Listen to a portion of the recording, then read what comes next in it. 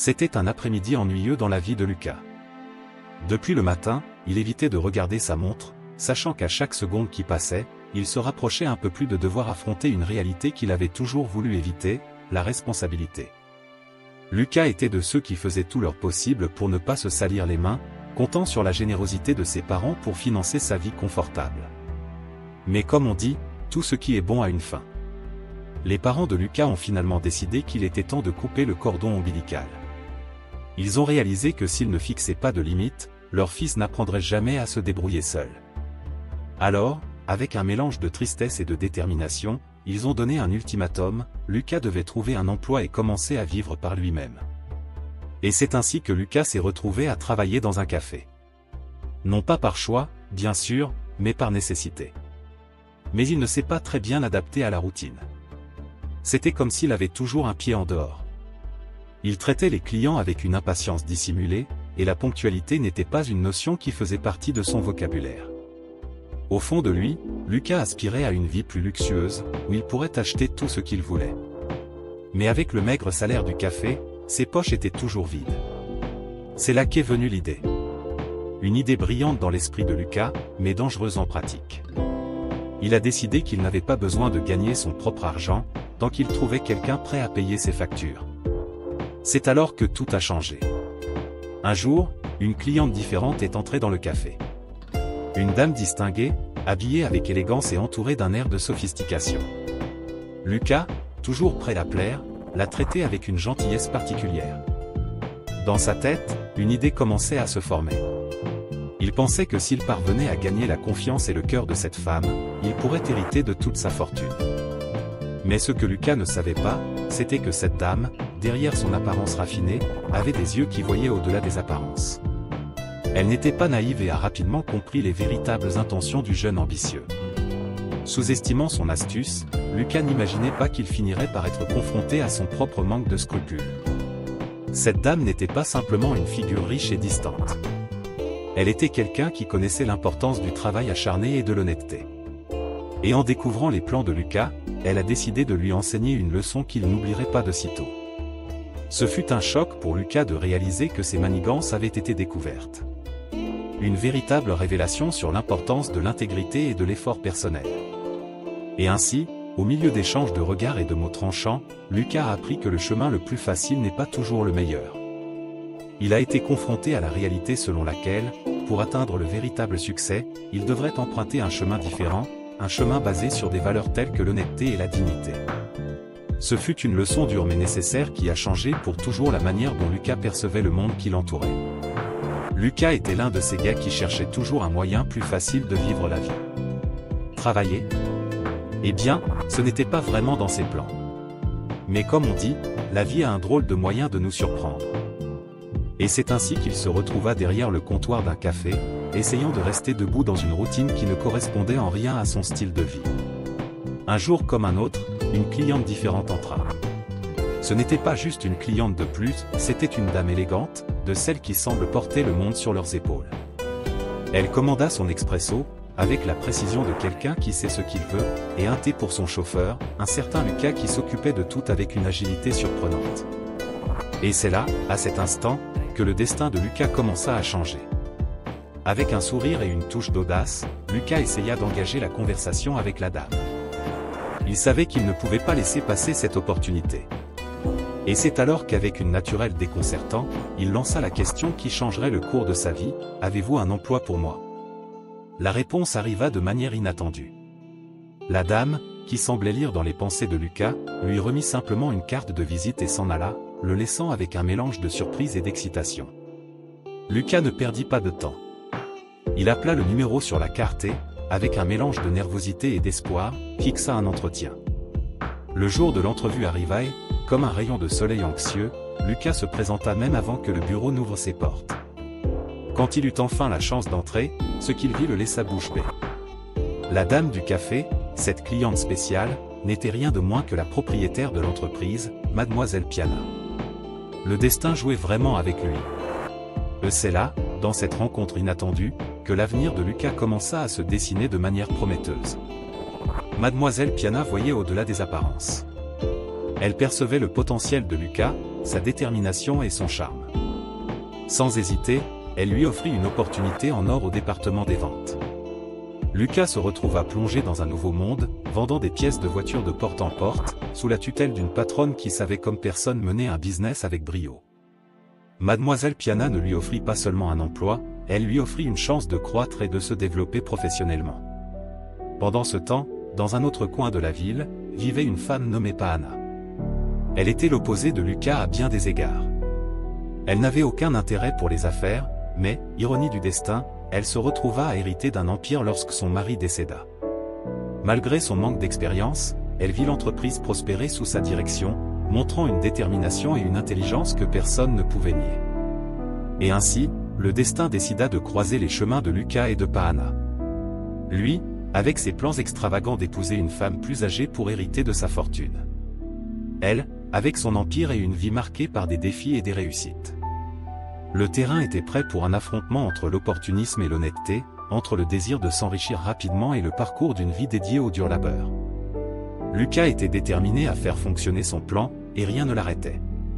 Il se lança corps et âme dans le travail, séduisant des clients importants avec son charme contagieux. Même sans toute l'expérience, il se démarquait, montrant une aptitude naturelle pour les affaires qui impressionnait tout le monde autour de lui. La relation entre Lucas et Paana prenait une tournure inattendue.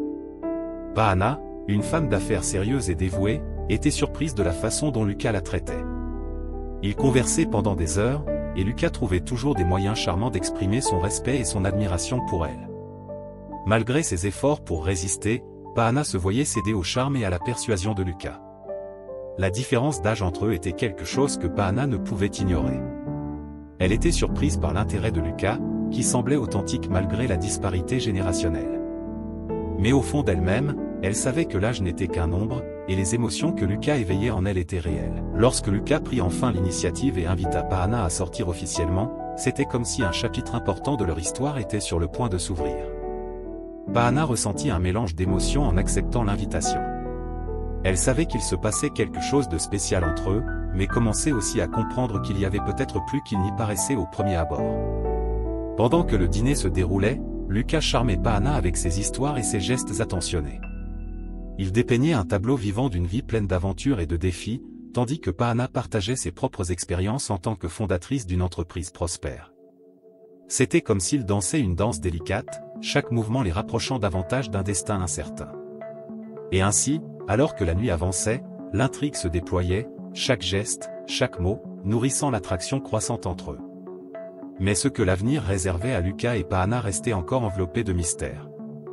S'agissait-il du début d'une romance sincère, ou simplement d'un autre chapitre dans la quête de Lucas pour la fortune de Paana? Seul le temps pourrait révéler la réponse. Pendant que la relation entre Lucas et Donna Paana s'épanouissait, Lucas s'immergeait dans l'art de lui montrer un monde rempli de couleurs et d'aventures. Malgré des ressources limitées, il s'efforçait de créer des moments mémorables. Chaque balade dans les rues de la ville se transformait en une exploration, Lucas révélant les secrets et les charmes cachés à chaque coin de rue. De son côté, Donna Paana embrassait cette nouvelle phase de sa vie avec un enthousiasme renouvelé. Après le départ de son mari, elle avait décidé qu'il était temps de vivre pour elle-même, de saisir chaque opportunité que la vie lui offrait. C'est ainsi qu'elle surprit Lucas en lui offrant des billets pour Venise, une ville imprégnée de romance et de magie. À Venise, ils se perdirent dans les ruelles étroites et les canaux sinueux, plongeant dans l'atmosphère unique de la ville. Le parfum du café frais flottait dans l'air alors qu'ils se promenaient sur les places pittoresques et admiraient l'architecture éblouissante. Et bien sûr, il ne pouvait pas manquer une promenade en bateau sur les eaux paisibles de Venise, où le soleil se reflétait en teinte dorée, créant un décor de conte de fées. C'est dans cette ambiance romantique que Donna Paana, emportée par l'émotion du moment, décida de faire un pas audacieux en demandant Lucas en mariage. Bien qu'il soit resté interloqué pendant un instant, surpris par le tournant des événements, son cœur parla plus fort, et il accepta, scellant ainsi leur engagement avec un oui sincère. Cependant, même au milieu de l'excitation du moment, Donna Paana ne put s'empêcher de remarquer la façon dont Lucas traita brusquement le batelier pendant la promenade. Un léger pressentiment flottait dans son esprit, un doute sur le véritable caractère de Lucas. Était-ce simplement un incident isolé, ou un signe de quelque chose de plus profond? La réponse restait enveloppée de mystère, attendant d'être révélée. Ce qu'elle ne savait pas, c'était que Lucas s'immergeait dans un océan de dépenses extravagantes. Depuis qu'ils avaient commencé à sortir ensemble, il exhibait des vêtements de marque et des montres sophistiquées, agissant comme s'il était un magnate de l'argent. Cependant, le style de vie extravagant de Luca n'est pas passé inaperçu pendant longtemps. Le gestionnaire de la banque a contacté Donna Paana lorsqu'il a remarqué une série de transactions suspectes sur son compte. Pour Donna Paana, cela a servi de rappel à ses propres origines modestes et au parcours difficile qui l'a mené au succès entrepreneurial. Elle n'a jamais été du genre à dépenser sans compter, elle a toujours vécu avec modération, en valorisant chaque réussite. Malgré les doutes qui commençaient à surgir dans son esprit, Donna Paana a décidé de poursuivre le mariage. Ils ont opté pour une célébration discrète, juste un dîner intime à la maison.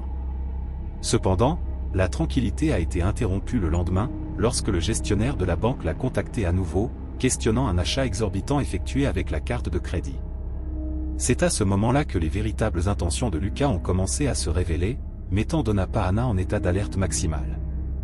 Que complotait-il dans l'ombre? L'avenir réservait un tourbillon de surprises et de révélations inattendues.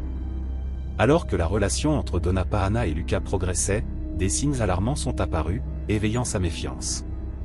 Luca, de plus en plus absent à la maison, passait des heures au téléphone et disparaissait pendant des jours, laissant Donna Paana avec un sentiment de solitude et d'incertitude. L'angoisse s'emparait d'elle, alimentée par le soupçon croissant que Luca n'avait Dieu que pour sa fortune. Décidée à élucider les mystères entourant le comportement de Luca, Donna Paana a décidé d'agir. Elle a engagé un détective privé pour enquêter sur les mouvements de Luca, espérant trouver des réponses à ses préoccupations croissantes. Le détective a suivi Luca pendant des semaines, documentant chaque pas, chaque rencontre, chaque transaction bancaire. Quand le rapport final est arrivé entre les mains de Donna Paana, le choc a été accablant. Les photos révélaient un côté sombre de Luca, loin de l'image gentille et affectueuse qu'il projetait. Il avait été transféré dans une autre succursale de l'entreprise, mais au lieu de travailler, il participait à des fêtes et à des rendez-vous avec une autre femme. Les transactions bancaires ont confirmé ses pires soupçons, il utilisait son argent pour financer un style de vie extravagant et entretenir une relation parallèle. La trahison de Luca a été un coup douloureux pour Donna Paana. Elle se sentait trahie et utilisée d'une manière qu'elle n'avait jamais expérimentée auparavant. Mais elle n'allait pas rester les bras croisés face à la déception. Elle a décidé d'agir avec fermeté et détermination. Sa première étape a été de couper les sources de financement de Luca, en bloquant toutes ses cartes de crédit et en le licenciant de l'entreprise sans qu'il s'en aperçoive. Quand Luca a tenté d'utiliser sa carte pour payer un dîner avec sa maîtresse, il a été confronté à l'embarras du refus. C'était juste la première étape de sa vengeance méticuleusement planifiée. Que réservait encore la suite pour le traître? Le jeu ne faisait que commencer. Le jour des funérailles de Donna Paana, elle a prononcé un discours émouvant sur les moments spéciaux qu'elle avait partagés avec Luca au cours de ses derniers jours de vie. Elle a évoqué des expériences incroyables, des voyages dans des endroits magnifiques et des rencontres avec des gens merveilleux. Mais le plus important, a-t-elle dit, était de ne pas laisser Luca sans un souvenir significatif de ce temps passé ensemble. Ainsi, elle lui a remis une clé, pas de n'importe quoi, mais d'un coffre élégant à la banque, plein de mystères et de promesses. Luca, plein d'attentes, a imaginé trouver des trésors précieux dans ce coffre étincelant. Mais quand il l'a finalement ouvert, ce qu'il a trouvé l'a laissé perplexe, une simple tasse de café expresso. À côté, un billet écrit à la main par Donna Paana elle-même. Dans celui-ci, elle exprimait que cette tasse était tout ce qu'il méritait, une fois qu'il avait révélé sa véritable valeur en tant que personne. La surprise de Luca fut aussi grande que le choc de la réalité qui se révélait devant lui. C'est à ce moment-là que Luca a compris l'étendue de la découverte de Donna Paana sur ses manigances. Il se retrouva fauché, sans emploi et revenant à zéro dans sa vie. Sa réputation dans la ville a été entachée par le scandale de ses tricheries, et il n'a plus réussi à se relever socialement. Et ainsi, l'histoire arrive à sa conclusion, avec Luca faisant face aux conséquences de ses actions frauduleuses et apprenant une précieuse leçon sur l'honnêteté et l'intégrité. Si vous avez aimé cette histoire, n'oubliez pas de laisser un like et un commentaire. Et restez à l'écoute pour la prochaine histoire émouvante à venir.